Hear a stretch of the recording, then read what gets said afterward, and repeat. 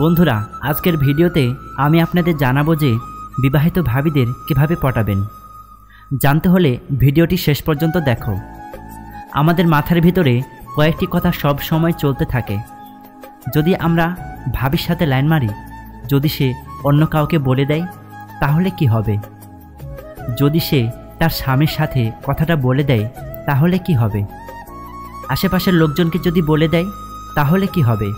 কিন্তু বিশ্বাস করো, এইসব কিছুই হয় না। তোমার মন থেকে এই ভয়টা দূর করতে হবে। যদি তুমি কারো সাথে লাইন মারতে চাও তাহলে তোমার ভেতর থেকে এই ভয়টা দূর করতে হবে। যদি কাউকে সে বলে দেয়, এই ভয়টা তোমার মন থেকে দূর করতে হবে। শুধু প্রথমে নিজের ভেতর থেকে এই ভয়টা দূর করো। এরপর আসুন কথায় আসি। যদি কোনো ভাবির সাথে লাইন মারার চেষ্টা করো, তোমার কিছু বলার আগে ভাবি বুঝতে পারবে যে তুমি তার সাথে লাইন মারার চেষ্টা করছো। মেয়েরা আগে থেকেই সব বুঝতে পেরে যায় যে কে তাদের পটানোর চেষ্টা করছে। বিশ্বাস করো, ভাবিরা সবার আগে বুঝতে পারে। ভাবিরা এই সবের দিক থেকে একেবারে এক্সপার্ট হয়। তুমি তাদের সাথে লাইন মারার চেষ্টা করলেই তারা বুঝতে পারবে, কারণ তারা খুবই চালাক হয়। তারা সব বুঝতে পারে। ভাবি পটানো অতটা কঠিন জিনিস নয়, কারণ তারা আগে থেকেই সব কিছু বুঝতে পারে। ভাবি পটানো সহজ, কারণ তারা নিজের জীবনে খুশি না। বিয়ের পর তার বর তাকে ঠিকমতো খুশিতে রাখে না, ঠিকমতো তাকে ভালোবাসে না, ঠিকমতো তার বর তার খেয়াল রাখে না, তার স্বামী তাকে ঠিকমতো সময় দেয় না। দাঁড়ান, আপনি দেখি চ্যানেলটি এখনও সাবস্ক্রাইব করেননি। প্লিজ এখনই ভিডিওটিতে একটা লাইক এবং চ্যানেলটিতে একটা সাবস্ক্রাইব দিয়ে দেন তো, পরে আবার ভুলে যাবেন। কি দিয়েছেন? আচ্ছা চলুন এবার। সে তার স্বামীর কাছ থেকে যতটা সময় চায়, স্বামী তাকে অতটা সময় দেয় না, সেটা মানসিক দিক হোক বা শারীরিক। আর এই সময় তারা অন্য কাউকে খোঁজে যে তাকে সব কিছু দেবে, তাদের যা যা দরকার সব চাহিদা মেটাবে, এমন একজনকে তারা খোঁজে। আর যদি তুমি সেই ভাবিকে এই সময় লাইন মারো, তাকে বলো, তাহলে ভাবি তোমাকে মানা করতে পারবে না, কেননা তার একজন দরকার। তখন তারা তোমাকে একবারই হ্যাঁ বলে দেবে। কিন্তু একটা জিনিস মনে রাখবে, ভাবি তোমার সাথে প্রথম সব কিছু করবে না বা সব কিছু বলবে না। ভাবিকে সময় দিতে হবে, কারণ ভাবিরা একটু ভেবে চিন্তে কাজ করে। কিন্তু হ্যাঁ, ভাবির সাথে প্রেম করার সময় একটা জিনিস খুব খেয়াল রাখে, কেউ যেন তোমাদের দেখতে না পায়, আশেপাশের মানুষ যেন বুঝতে না পারে।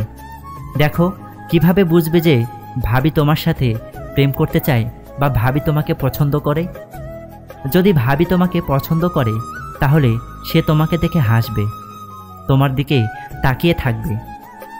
তুমি তার দিকে দেখলে বুঝতে পারবে যে ভাবি তোমায় লাইন দিচ্ছে, আর তুমিও তার দিকে তাকাও, তুমিও তার দিকে ফিরে হাসো।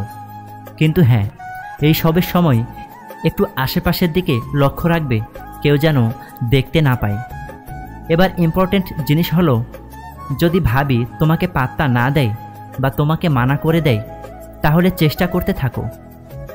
আর তারপরেও, অনেক চেষ্টা করার পরেও যদি সে তোমাকে পাত্তা না দেয় বা তোমাকে মানা করে দেয়, তাহলে বুঝবে হয়তো তার স্বামী তাকে ঠিকমতো সময় দেয়, তাকে ভালোবাসে, তার খুব খেয়াল রাখে।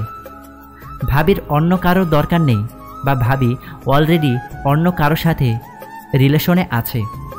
এই একটা কারণ হতে পারে তাই সে তোমাকে পাত্তা দেবে না। আর অন্য আরেকটা কারণ হচ্ছে, ভাবি ভয় পায় প্রেম করতে। ভয় পায় এই জন্য, যদি তার স্বামী জানতে পারে তাহলে কি হবে, এটার জন্য সে বেশি ভয় পায়। যদি তার ফ্যামিলির লোকজন জানতে পারে তাহলে কি হবে, এই জন্য ভাবি রিলেশনশিপে আসতে চায় না। 3 ধরনের পুরুষ নারীদের জন্য ভয়ঙ্কর। নাম্বার 1 দুলাভাই, নাম্বার 2 দেবর, নাম্বার 3 লোভী পুরুষ। কেউ অতিরিক্ত অবহেলা করলে কিভাবে তাকে উচিত শিক্ষা দেবেন জানেন?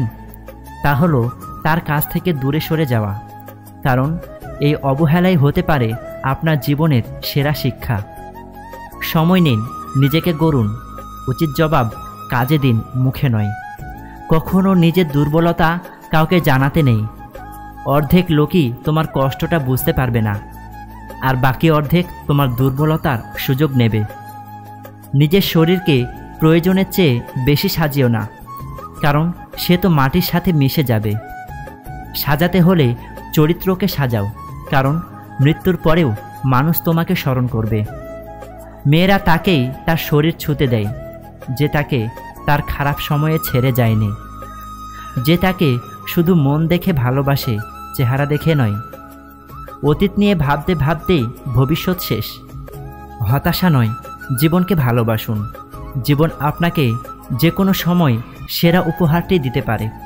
একসাথে হাসার মানুষ অনেক পাবেন, কিন্তু আপনার কান্না শুনে কেউ কষ্ট পাবে এমন মানুষ হাতে গোনা। সুখী মানুষ কখনো দুঃখী মানুষের লেখা গল্প বুঝে উঠতে পারে না।